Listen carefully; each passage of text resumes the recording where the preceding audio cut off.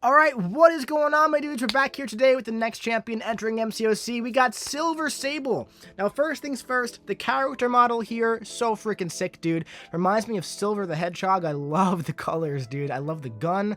Really, really sick stuff. Art team, do not miss. Now, this is a very interesting champion. You guys know I enjoy, like, traps and stuff like that, right? She kind of reminds me a bit of a different version of Craven. Like, a similar vibe, but, like, very different playstyle. But kind of similar, but also easier to use, but less damage.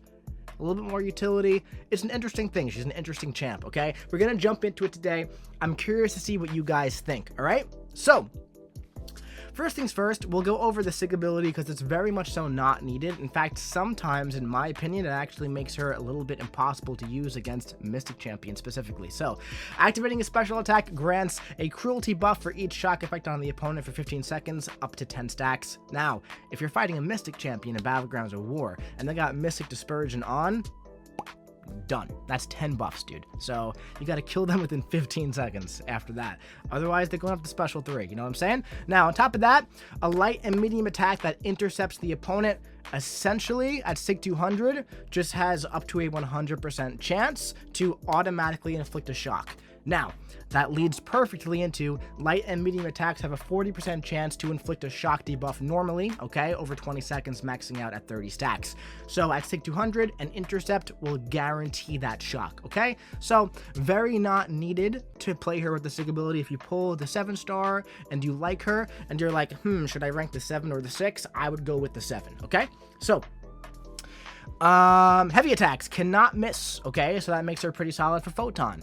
Also, the final hit inflicts a 35% disorient passive for 20 seconds. This maxes out at 2 stacks, going up to 70%, but against Science champions, 50% potency, going up to 100%, making her really solid again for Photon, Thing, Electro, right, I-Bomb, those types of champions where, like, you know, if you hit them, things happen to you, you know, that kind of thing. So, now, this 100% disorient is very similar to, like, Falcon's minus 100% defensive ability accuracy reduction. However, keep in mind you have to use 2 heavy attacks to get the 100%, okay?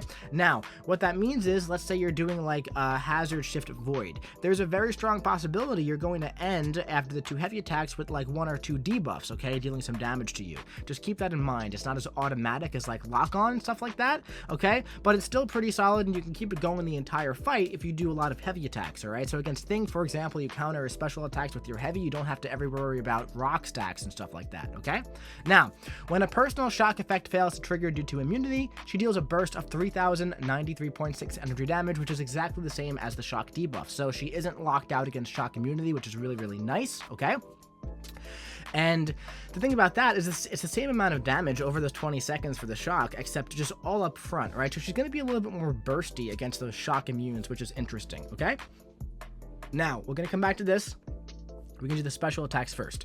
The special one. On the final hit, she sets a mine in front of the opponent, okay? This is very similar to like a trap, like Craven's trap, okay? It arms after 2 seconds, and it lasts until the next Sable mine is set. She can do this up to 3 times, and wherever you use the special one, that's where all the traps are going to propagate. So if you do 2 traps in their corner, okay, and let's say they back you up into your corner, and you use a special one just to get out of there, all your traps are going to be on the left side of the field. Now, you can remedy this by doing a 4th special one and putting them all back in the corner again, okay? Now, you don't always need 3, you don't always need 2. If you're using her in Battlegrounds or War or casual questing, 1 special one, honestly, in my opinion, is going to suffice. Now, she does excel in longer fights, okay? So, like, in, like, Everest content and Eternity of Pain type stuff, Winter of Rose, Spring of Sorrow, whatever the hell you want to call it, you're probably going to want to use a few special ones to set up. That way you could just really ramp up your damage and maximize it, okay? On the final hit of the special one, she also inflicts a tracking passive for 20 seconds, meaning that she can't miss. Again, making her decent for Photon, alright? Now, the special 2. The first hit grants a non-stacking cruelty buff for 20 seconds. That's a big cruelty, 51-56, increasing her critical damage rating. And if the opponent is knocked into a Sable mine via special 2, she converts 10 personal shocks into critical shock passives, multiplying their potency by her critical damage multiplier. Now, this right here is where her SIG ability can come into those critical shocks, okay? It's going to increase that 5,000 number up to about 7,500 with 10 shocks, alright? Now, that's really nice, but the 5,000 is a lot, okay? So it's not like you need the SIG 200 there, but it is nice to have, of course, for the damage department, okay? Now, With the special 3, she refreshes all personal buffs, debuffs, passives, and pauses them for 20 seconds. That's a pretty darn long time, okay? So that's going to refresh all of her shock debuffs, okay? So that means you can get up to like 30 shocks, and in those 20 seconds, they're going to be paused, allowing you to get to 30 shocks, right? Re-trigger all 3 of her traps and use the special 2, pushing her in to get 10 critical shocks, 10, 10. Pretty much going to make those 30 shocks into 30 critical shock passives, okay? This is for longer fights, all right? Also, you deal a burst of energy damage, 10,000 energy damage. Additionally, you detonate all the mines and dealing an additional burst of damage from that. So that's up to like 40,000 burst damage, which is not too bad, right? It's a nice little bit of damage. Now let's talk about the mines, okay? If the opponent moves into the mine, it triggers and it does a burst of energy damage. Now, if they're immune to shock, you're going to get the other burst, right? So shock damage here if they're not immune to shock, energy burst damage if they are, okay? The Sable Mine goes on cooldown for 6 seconds. When that happens, that means that you can't do the critical shock in this time period with the special 2, and you can't burst them, all right? If the opponent moves over the mine with their special attack, you're not going to get the burst of damage. All Sable Mine cooldowns are removed upon an intercept or punishing a special attack. This is very important, okay? So you want to keep the opponent in the corner, and you want to counter their specials, and you want to intercept them and backdraft them, so you keep re-triggering these mines. That way you can continue to get the burst damage and set up for the special 2, okay? Now, on top of that, as an attacker, if Sable passes over a mine, she's granted a 2% fervor passive for 20 seconds and purifies 1 non-damaging debuff. Now, the non-damaging debuff purification is great against a lot of science champions, all right? For example, Quicksilver, his Whiplash counts as non-damaging debuffs, all right? Also, that fervor passive is going to make it a lot easier to get shocks on your basic combos. That's why I'm saying in these longer fights, when the fervor ramps up, when you have 3 shocks, you move over, right? You do like a medium dash, you get 3 fervor. You back up, you get 3 more. You keep doing combos, you're getting fervor, fervor, fervor. Eventually, every hit that you do is going to be doing a shock debuff, and you can convert them all into critical shocks, right? That's why she excels in longer fights, okay? Also, knocking Sable into or over a Sable Mine with a heavy attack special 1 or special 2 removes the mine without triggering it. That's more of like a when you're fighting her type of thing. If she uses special 1, you do want to bait the special 2 from her just in general, so you don't have to deal with the mine. But if she uses it, you know, knock her in with the heavy attack. I personally like this ability a lot. It's a nice little callback to Craven, having to knock the opponent into the mine with the special attack or the heavy attack. I think that's pretty cool. I'm not sure if that is an intentional callback to him. I think I may have asked the designer about it. We did like a little huddle about it, and I think I brought that up, and I think he did say that there was a little callback, and I always thought that was a little cool. All right, so that's Sable.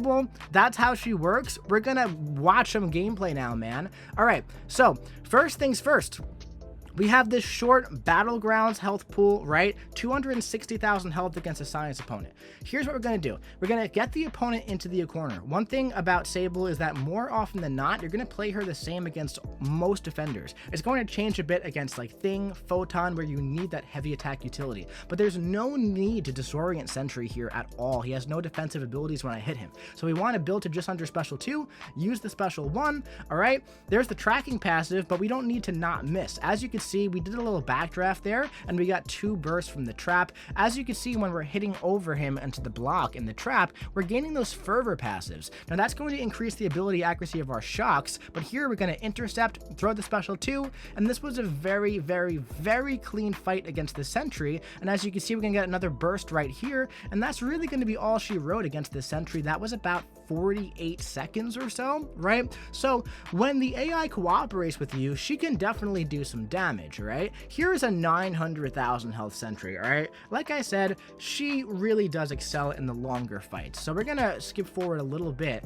As you can see, this is the first special 1 here. We have 1 trap, right? We're gonna go ahead and place another trap here after we bait out a special attack from him. We build up some fervor. I think we're gonna place all 3 traps just so you can see how we could really shoot the fervor up to the moon. And what that's going to do is that's going to make it a lot easier to build those shocks. As you can see, we have 20 fervor, and look, a combo into block gave us 10 fervor with just 2 traps, right? So what we're going to do here is we're going to go for 1 more. We're not even. We're going to just stick with the 2 traps, and that's totally fine, okay? So this is about close to 1,000,000 health, so like a Winter of Woe, Spring of Sorrow type fight, right?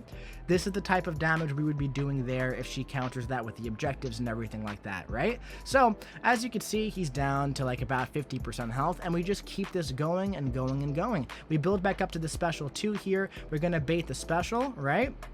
Beta special. Actually, we might not even need to beta special if we just go for an intercept. And right here, more critical shocks. Now, if we went for special 3, we could have paused the shocks, right? And that would have been really good for building to 30 debuffs, but we didn't really need that here. So like I said, more often than not, we do not need to do the 3 traps. You absolutely could do it, but you can just keep stacking on the critical shocks and just keeping them in the corner like this and just having a good time. And that's really all there is to it. You know what I'm saying? So she builds up kind of nice, and as the fight goes on, more shocks are present.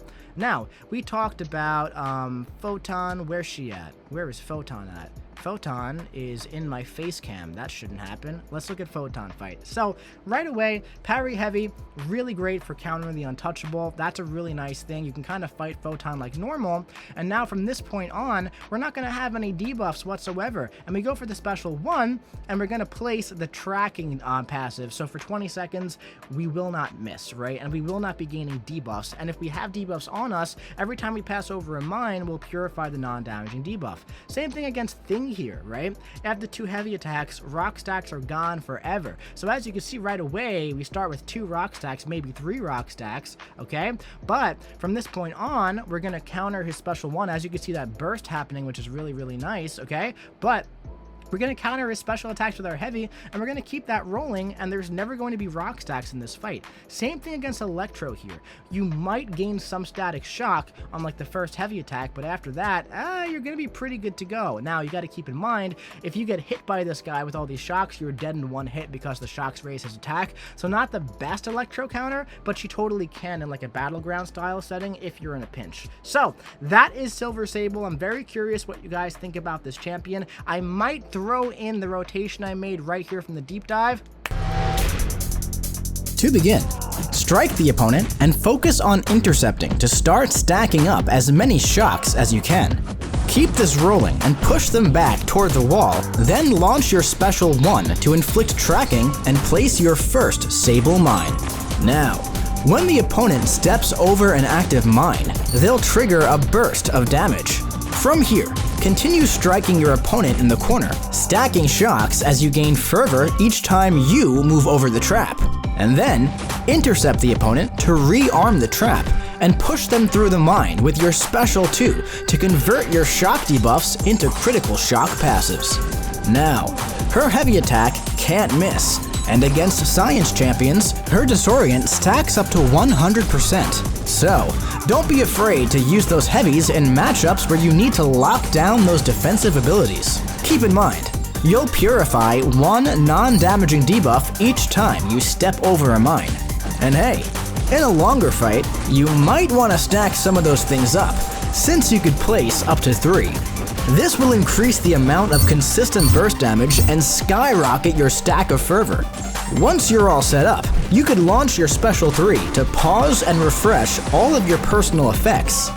Then, once you cap out your shock debuffs, build to special 2 and stack on a massive amount of critical shocks. From here, just keep the ball rolling until the opponent is knocked out. And yeah, that's her countering those fights in real time, man. That's it for this one. That's how Silver Sable works. That's what she does. Let me know what you think in the comment section below, and I will be seeing you around, man.